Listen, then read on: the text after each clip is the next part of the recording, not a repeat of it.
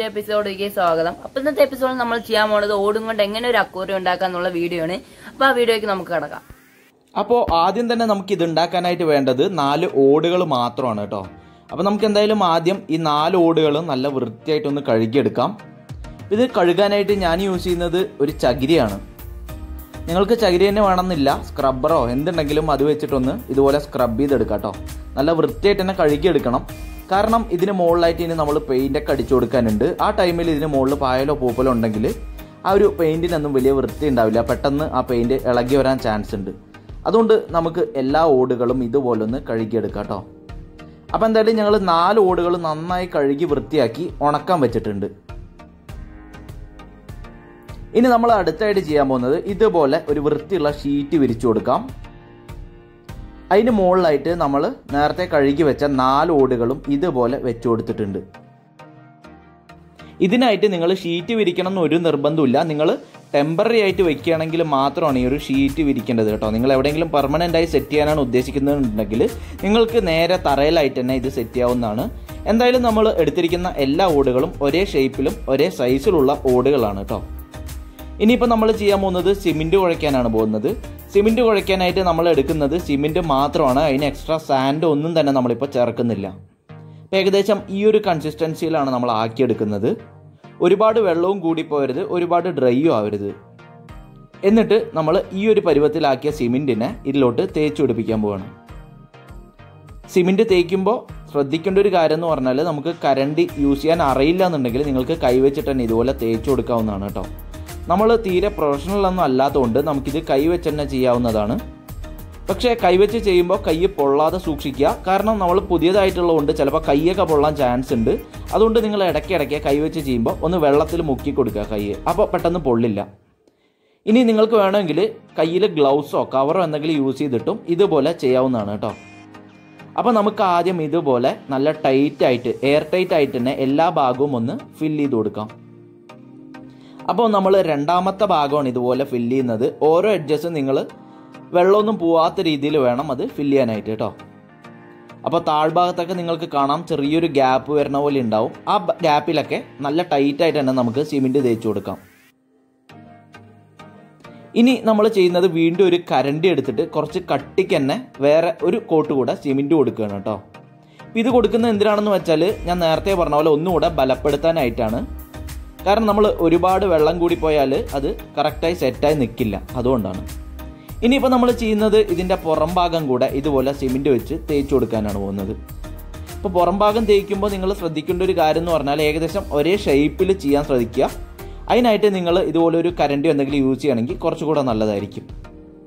അതിനുശേഷം വീണ്ടും നമ്മൾ ഉള്ളിൽ ചെയ്യുന്ന എന്താണെന്ന് വെച്ചാൽ ഇതുപോലെ ഒരു PVC എടുത്ത് ഒന്നുകൂടെ ഇതുപോലെ ഒന്ന് വരഞ്ഞു കൊടുക്കാം. ഇങ്ങനെ ചെയ്യുമ്പോഴുള്ള ഒരു ഗുണം എന്താണെന്ന് വെച്ചാൽ ചെറിയ ഗ്യാപ്പോ അതുപോലെ ക്രാക്സ് ഒക്കെ ഉണ്ടെങ്കിൽ അതൊക്കെ ഒന്ന് ഫില്ലായി കിട്ടുന്നതായിരിക്കും. അതുകൊണ്ട് 4 സൈഡും നമുക്ക് ഇതുപോലെ ഈ ഒരു PVC വെച്ച് ചെയ്തതിന് ശേഷം വീണ്ടും ഞാൻ ചെറുതായിട്ടൊന്ന് കൈവച്ചൊന്ന് ഫില്ല് ചെയ്യാൻ പോവാണ്. എന്നിട്ട് വീണ്ടും ഇതുപോലെ ഒന്ന് വലിച്ചു കൊടുക്കാം. ഇതുപോലെ നമുക്ക് എന്തായാലും 4 ഭാഗത്തും അതായത് 4 എഡ്ജസിലും ഇതുപോലെ ഒന്ന് ചെയ്തെടുക്കേണ്ടതുണ്ട് കേട്ടോ. അങ്ങനെ എല്ലാ ഭാഗവും നല്ല വൃത്തിയായിട്ട് തന്നെ നമ്മൾ ചെയ്തെടുത്തിട്ടുണ്ട് കേട്ടോ. ഇനിയിപ്പോൾ നമ്മൾ ചെയ്യേണ്ടത് ഏകദേശം ഒരു അരമണിക്കൂർ ഇല്ലെങ്കിൽ 1 മണിക്കൂർ നന്നായിട്ടൊന്ന് വെയിറ്റ് ചെയ്യുക. കാരണം നന്നായി ഒന്ന് ഉണങ്ങി വരണം, അതിനായിട്ടാണ്. അപ്പോൾ നമുക്കൊരു 1 മണിക്കൂർ ഒന്ന് വെയിറ്റ് ചെയ്യാം. അങ്ങനെ 1 മണിക്കൂറിന് ശേഷം നന്നായിട്ട് ഇതൊന്ന് സെറ്റായിട്ടുണ്ട് കേട്ടോ എല്ലാ എഡ്ജസും.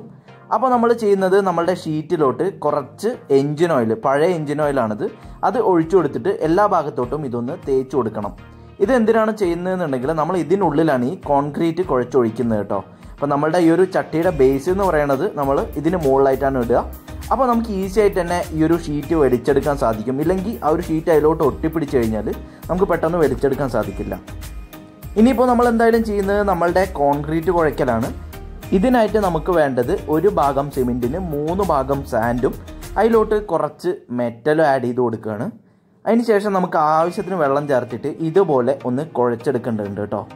അപ്പം നന്നായിട്ട് തന്നെ കുഴച്ചെടുക്കുക. ഒരുപാട് ഡ്രൈ ആകരുത്, ഒരുപാട് വെള്ളം ആവേണ്ട ആവശ്യമില്ല. ഏകദേശം ഈ ഒരു പരുവത്തിൽ നമ്മൾ ആക്കിയെടുത്തിട്ടുണ്ട് കേട്ടോ. ഇനിയിപ്പോൾ നമ്മൾ ഇതിനെ നമ്മളുടെ ഈ ഒരു ചട്ടിയുടെ ബേസായിട്ട് ഇട്ട് കൊടുക്കാൻ പോവാണ്. അത്യാവശ്യം കട്ടിക്ക് തന്നെ നമുക്കിത് ഇട്ട് കൊടുക്കാം. കാരണം ബേസ് ആയതുകൊണ്ട് അത്യാവശ്യം ഹൈറ്റ് ഇരുന്നോട്ടെ, എന്നാൽ മാത്രമേ പെട്ടെന്ന് ഇത് പൊട്ടി വരാതിരിക്കുള്ളൂ കേട്ടോ. ഇനി നിങ്ങൾക്ക് വേണമെങ്കിൽ ഇതിനുള്ളിലോട്ട് ചെറിയ കമ്പിയോ വല്ലതും വേണമെങ്കിൽ ആഡ് ചെയ്ത് കൊടുക്കാം. എന്നാൽ മാത്രമേ നമുക്കിത് അങ്ങോട്ടും ഇങ്ങോട്ടും ട്രാൻസ്പോർട്ട് ചെയ്യാൻ സാധിക്കുള്ളൂ. ഇല്ലെങ്കിൽ അടി ബേസ് വലിയ തിക്നെസ് ഇല്ലാന്നുണ്ടെങ്കിൽ അല്ലെങ്കിൽ ബലം ഇല്ലാന്നുണ്ടെങ്കിൽ പെട്ടെന്ന് പൊട്ടിവരാൻ ചാൻസ് ഉണ്ട്. അതുകൊണ്ട് നിങ്ങൾക്ക് വേണമെങ്കിൽ ചെറിയ കമ്പിയോ എന്തെങ്കിലും ഇട്ട് കൊടുക്കുക ഇതിനുള്ളിൽ. നമ്മളെന്തായാലും ഇത് ഫിക്സഡ് ആയിട്ട് ഒരു ഭാഗത്ത് വെക്കാനാണ് ഉദ്ദേശിക്കുന്നത്. അതുകൊണ്ട് നമ്മളിത് ജസ്റ്റ് കമ്പിയൊന്ന് യൂസ് ചെയ്താട്ടോ സെറ്റ് ചെയ്യുന്നത്. അങ്ങനെ എന്തായാലും നമ്മൾ അത്യാവശ്യം കട്ടിക്ക് തന്നെ ഒരു ലെയർ ഇട്ട് കൊടുത്തതിന് ശേഷം ലാസ്റ്റ് ലെയർ കുറച്ച് വെള്ളവും സിമെൻറ്റും കൂട്ടിയിട്ട് ഇതുപോലെ നമുക്കൊന്ന് ചെയ്തെടുക്കേണ്ടതുണ്ട്. അപ്പോൾ ഇതാണ് നമ്മുടെ ഫൈനൽ ലെയർ എന്ന് പറയുന്നത്. അങ്ങനെ കണ്ടല്ലോ, നമ്മൾ മൊത്തമായിട്ട് നല്ല നീറ്റായിട്ട് തന്നെ ഇതൊന്ന് തേച്ചെടുത്തിട്ടുണ്ട്. ഇനി എന്തായാലും ഒരു 24 മണിക്കൂറെങ്കിലും ചുരുങ്ങിയത് നമുക്കിതൊന്ന് വയ്ക്കാനുണ്ട്. എന്നിട്ട് നന്നായിട്ട് ഉണങ്ങിയതിന് ശേഷമാണ് നമുക്ക് അടുത്ത സ്റ്റെപ്പിലോട്ട് കിടക്കുന്നത്. അങ്ങനെ നമ്മുടെ അടുത്ത സ്റ്റെപ്പ് എന്ന് പറയുന്നത് ഇതിലോട്ട് പെയിൻ്റ് അടിക്കുകയാണ് കേട്ടോ. അപ്പോൾ നമ്മൾ യൂസ് ചെയ്യുന്നത് കാവി നിറമാണ്. ഇത് നമ്മളുടെ സാധാരണ ചട്ടിയിലും ഇതിലൊക്കെ അടിക്കുന്ന ആ ഒരു നിറമാണ് കേട്ടോ. നമുക്കിത് ഏകദേശം 20 രൂപയാണ് ആയത് ഇത് വാങ്ങാനായിട്ട്. എന്തായാലും ഈ ഒരു കളറാണ് നമ്മൾ കൊടുക്കുന്നതെന്നുണ്ടെങ്കിൽ കുറച്ചുകൂടെ നാച്ചുറൽ ഫിനിഷിങ് തന്നെ നമുക്ക് കിട്ടുന്നതായിരിക്കും നമ്മുടെ ചട്ടിയിലോട്ട്. അപ്പോൾ അതുകൊണ്ടാണ് ഞാൻ ഈ ഒരു കാവി നിറ യൂസ് ചെയ്യുന്നത് കേട്ടോ. അപ്പോൾ നമുക്ക് ആവശ്യത്തിന് വെള്ളം ചേർത്തിട്ട് ഇത് നന്നായിട്ടൊന്ന് മിക്സ് ചെയ്തെടുക്കാം.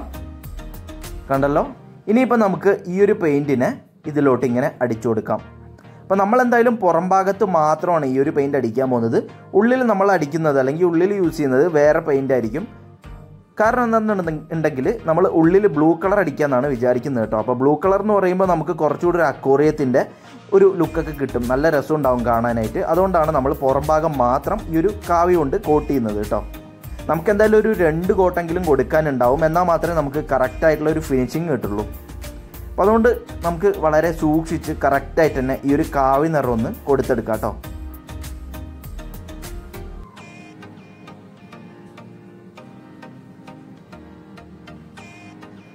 ഇങ്ങനെ ഗ്യാപ്പുകളിലൊക്കെ നല്ല വൃത്തിയായിട്ട് തന്നെ കൊടുത്തെടുക്കുക. ഇല്ലാന്നുണ്ടെങ്കിൽ അതിനൊരു ഫിനിഷിങ് കിട്ടില്ല. നമ്മൾ ഫുള്ളായി ഇങ്ങനെ ഫില്ല് ചെയ്താൽ മാത്രമേ നല്ല ഭംഗിയായിട്ട് തന്നെ നമുക്കിത് കാണുമ്പോൾ തോന്നുള്ളൂ. അതുകൊണ്ട് ഞാൻ ഫുള്ളായിട്ട് ഇതുപോലെ ഒന്ന് കൊടുത്തെടുക്കുന്നുണ്ട് കേട്ടോ. അപ്പോൾ ഞാൻ എന്തായാലും ഒരു 2 ഭാഗം കൊടുത്തു കഴിഞ്ഞു. ഇപ്പോൾ 3ാമത്തെ ഭാഗം കൂടെ നല്ല നീറ്റായിട്ടൊന്ന് കൊടുത്തെടുക്കുന്നുണ്ട്. അങ്ങനെ 4 ഭാഗവും നമ്മൾ നല്ല വൃത്തിയായി കൊടുത്ത് 2 കോട്ടിന് ശേഷമുള്ള ഒരു ഫിനിഷിങ് കണ്ടോ. ഇതിൻ്റെ അത്യാവശ്യം നല്ല ഫിനിഷിങ് തന്നെ നമുക്ക് കിട്ടിയിട്ടുണ്ട്. ഇനി നമ്മൾ എന്തായാലും ഒരു ദിവസവും കൂടെ ഇതൊന്ന് ഇങ്ങനെ വെച്ച് സെറ്റ് ചെയ്യാൻ പോവാണ്. കാരണം അത്യാവശ്യം വെയിലൊക്കെ കൊണ്ട് ഒന്നുകൂടെ ഇതിനുള്ളിൽ സിമെൻ്റൊക്കെ ഒന്ന് സെറ്റ് ആവേണ്ടതുണ്ട്. കാരണം ഇത് കണ്ടോ, ശരിക്കും അത് ഉണങ്ങിയിട്ടില്ല. നമ്മളിങ്ങനെ തൊട്ട് നോക്കുമ്പോൾ തന്നെ നമുക്ക് ചെറിയ നനവൊക്കെ ഫീൽ ചെയ്യുന്നുണ്ട്. അപ്പോൾ എന്തായാലും നമ്മൾ ഒരു ദിവസത്തിന് ശേഷം അതിലോട്ട് കുറച്ച് വെള്ളം ഒഴിച്ച് കൊടുത്ത് വെച്ചിട്ടുണ്ട് കേട്ടോ. നമ്മൾ ഏകദേശം ഒരു 6 മണിക്കൂറെങ്കിലും ഇതുപോലെ വെള്ളം ഒഴിച്ച് വെച്ചിട്ടുണ്ടാവും അതിലായിട്ട്. ഇതെന്തിനാണെന്നുണ്ടെങ്കിൽ അതൊന്ന് സെറ്റായി കിട്ടും. നമ്മളിങ്ങനെ വെള്ളം ഒഴിച്ച് വെച്ച് കഴിഞ്ഞാൽ ഇത് 6 മണിക്കൂർ എന്നല്ല, നിങ്ങൾക്ക് എത്ര നേരം ഇപ്പോൾ 2 ദിവസം വെക്കാൻ പറ്റുവാണ് വെള്ളം ഒഴിച്ചിട്ട് എന്നുണ്ടെങ്കിൽ അത്രയും നല്ലതാണ് കേട്ടോ. കാരണം എത്രത്തോളം ഇങ്ങനെ വെള്ളം ഒഴിച്ച് വയ്ക്കണോ അത്രത്തോളം നമ്മുടെ ഈ ഒരു സിമെൻറ്റ് ചട്ടി കുറച്ചുകൂടെ ഒന്ന് സെറ്റായി കിട്ടും. അപ്പോൾ അതുകൊണ്ടാണ് അങ്ങനെ പറയുന്നത് കേട്ടോ. അപ്പോൾ എന്തായാലും നമുക്കിനി ഈ ഒരു വെള്ളമൊക്കെ ഇതിൽ നിന്ന് എടുത്ത് പുറത്തോട്ട് കളയാം. നന്നായിട്ട് ഇതൊന്ന് നമുക്ക് ഡ്രൈ ആക്കണം കേട്ടോ. ഡ്രൈ ആയതിന് ശേഷം നമുക്ക് ഇതിലോട്ട് പെയിൻ്റ് അടിച്ച് കൊടുക്കാനുണ്ട് ഇതിൻ്റെ ഉള്ളിലോട്ട്. അപ്പോൾ അതുകൊണ്ടാണ് ഞാൻ ഇനിയിപ്പോൾ ഇത് ഡ്രൈ ചെയ്യുന്നത് കേട്ടോ. അങ്ങനെ നമ്മളിനി അടുത്തായിട്ട് യൂസ് ചെയ്യുന്നത് ഈ ഒരു ബ്ലൂ പെയിൻ്റാണ്. ഞാൻ എന്തായാലും ഇവിടെ എടുക്കുന്നത് നെറോലാക്കിൻ്റെ എക്സൽ ആൻറ്റി പീൽ എന്ന് പറയുന്ന ഒരു പെയിൻ്റാണ്. ഇത് നമ്മുടെ വീഡിയോ പണിക്കൊക്കെ യൂസ് ചെയ്ത പെയിൻ്റ് ആയിരുന്നു. പിന്നെ കുറച്ച് വൈറ്റ് കളർ കൂടെ എടുത്തിട്ടുണ്ട് കേട്ടോ ഞാൻ. അപ്പോൾ ഞാൻ എന്തായാലും ഇതിലായിട്ടാണ് മിക്സ് ചെയ്യുന്നത്. ഈ ഒരു ബ്ലൂവും വൈറ്റും കൂടെ എടുത്ത് മിക്സ് ചെയ്ത് ഒരു ലൈറ്റ് കളർ ആക്കാനാണ് ഞാൻ പോകുന്നത്. അപ്പോൾ എന്തായാലും ആ ഒരു പെയിൻറ്റ് അടിച്ചു കൊടുക്കുന്നതിന് മുമ്പായിട്ട് ഞാൻ ഇതുപോലെ ഒരു പ്രൈമർ ഒന്ന് അടിച്ചു കൊടുക്കാമെന്ന് വിചാരിച്ചു. അപ്പോൾ വൈറ്റ് പ്രൈമറാണ് അടിക്കുന്നത്. ഇത് അടിക്കുമ്പോൾ ഉള്ളത് 2 ഗുണമാണ്. ഒരു ഗുണം എന്ന് പറയുന്നത് നമ്മളിത് അടിച്ചു കഴിഞ്ഞാൽ ഇത് അത്യാവശ്യം നല്ല വാട്ടർ ടൈറ്റ് ആയിട്ട് അല്ലെങ്കിൽ ഒരു എയർ ടൈറ്റ് ആയിട്ടൊക്കെ ഇരുന്നോളും. നമ്മുടെ വെള്ളം ലീക്കാവുക ഒന്നുമില്ല. അപ്പോൾ അങ്ങനെ ഒന്ന് സെറ്റായി കിട്ടും. അതിനായിട്ടാണ് നമ്മൾ ഈ ഒരു പ്രൈമർ അടിക്കുന്നത്. പിന്നെ ഇതിൻ്റെ വേറൊരു ഗുണം എന്താണെന്ന് വെച്ചാൽ നമ്മൾ ഈ ഒരു ബ്ലൂ കൊടുക്കുന്ന സമയത്ത് കുറച്ചുകൂടെ ആ ഒരു കളർ എടുത്ത് കാണുകയും കൂടെ ചെയ്യും. അപ്പോൾ അതുകൊണ്ടാണ് നമ്മൾ ഈ ഒരു വൈറ്റ് കളർ കൊടുത്തിട്ട് കുറച്ച് നേരം ഒന്ന് വെയിറ്റ് ചെയ്യുന്നത് കേട്ടോ. അപ്പോൾ എന്തായാലും ആ ഒരു കളർ നന്നായിട്ട് ഉണങ്ങിയിട്ടുണ്ട്. അതിന് ശേഷം നമ്മൾ നമ്മുടെ ബ്ലൂ കളർ ഇതിലോട്ട് കൊടുക്കാൻ പോവാണ്. അപ്പോൾ നമുക്ക് എന്തായാലും ചെറുതായിട്ട് കൊടുത്തു വരുമ്പോൾ തന്നെ നല്ല ഭംഗിയുണ്ട് കേട്ടോ അത് കാണാനായിട്ട്. കണ്ടല്ലോ, നല്ല രസമുള്ളൊരു ബ്ലൂ കളറാണ് ഇത് കൊടുക്കുന്നത്. നമുക്ക് എന്തായാലും ഒരു കോട്ട് അടിച്ച് നിർത്താൻ സാധിക്കില്ല. ഒരു 2 കോട്ടെങ്കിലും അടിച്ചാലേ കറക്റ്റ് അതിൻ്റെ ഒരു ഫിനിഷിങ് കിട്ടുള്ളൂ. അപ്പോൾ എന്തായാലും നമുക്കൊരു 2 കോട്ട് ഈ ഒരു ബ്ലൂ കളർ കൊടുത്തിട്ട് കാണാം.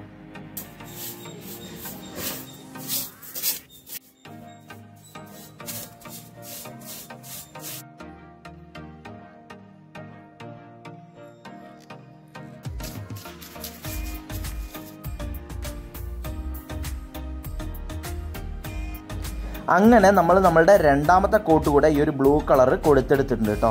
ഇനി ഇത് ചുരുങ്ങിയത് ഒരു 24 മണിക്കൂറെങ്കിലും നന്നായിട്ട് ഇരുന്നൊന്ന് സെറ്റാവാനുണ്ട്.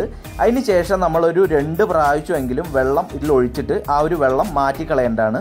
ഇതെന്തിനാണ് ചെയ്യുന്നതെന്നുണ്ടെങ്കിൽ എന്നാൽ മാത്രമേ നമ്മളുടെ മീനുകളെ ഇതിലോട്ട് വിടാൻ പറ്റുള്ളൂ. ഇല്ലെങ്കിൽ നേരെ നമ്മൾ ഇനി ഇതിലോട്ട് വെള്ളമൊഴിച്ച് മീനുകളെ വിട്ട് കഴിഞ്ഞാൽ ആ മീനുകൾ പെട്ടെന്ന് ചത്തുവാൻ ചാൻസ് ഉണ്ട്. കാരണം ഈ ഒരു പെയിൻറ്റിൻ്റെ കെമിക്കലുമായിട്ട് അത് എഫക്റ്റ് ചെയ്യാൻ ചാൻസ് ഉണ്ട്. അപ്പം അതുകൊണ്ട് നമുക്കിത് നന്നായി ഉണങ്ങിയതിന് ശേഷം മീനുകളെ വിടാം. അങ്ങനെ നമ്മൾ ഒരു ദിവസം മൊത്തമായിട്ട് വെയിറ്റ് ചെയ്തു. നന്നായി ഉണങ്ങിയതിന് ശേഷം ഇതിലോട്ട് 2-3 പ്രാവശ്യം വെള്ളം മാറ്റിയിട്ട് വീണ്ടും ഫൈനലായിട്ട് ഒഴിച്ച വെള്ളമാണ് ഈ കാണുന്നത് കേട്ടോ. ഇനിയിപ്പോൾ ഇതിലോട്ട് നമ്മൾ ചെയ്യുന്നത് കുറച്ച് അലങ്കാരത്തിനായിട്ട് കുറച്ച് കല്ലുകളോ എന്തെങ്കിലും ഒക്കെ ഉണ്ടെങ്കിൽ, വെള്ളാരം കല്ലൊക്കെ ഉണ്ടെങ്കിൽ ഇതുപോലെ നമുക്കൊന്ന് ഇട്ട് കൊടുക്കാം.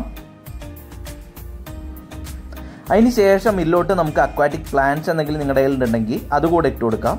ഞാനിതിപ്പോൾ യൂസ് ചെയ്യുന്ന കല്ലുത്താമര എന്ന് പറഞ്ഞിട്ടൊരു താമര ടൈപ്പ് ഒരു പൂവാണിത്. അതിന് ശേഷം ഇതിലോട്ട് നമുക്ക് നമ്മുടെ മീനുകളെ വിടാം. അപ്പോൾ ആദ്യം തന്നെ നമുക്ക് നമ്മുടെ സീബ്രയും അതുപോലെ ഗപ്പികളൊക്കെ എടുത്ത ഈ ഒരു പാത്രത്തിൽ നിന്നുള്ള എല്ലാ മീനുകളെയും അതിലോട്ട് വിടാം.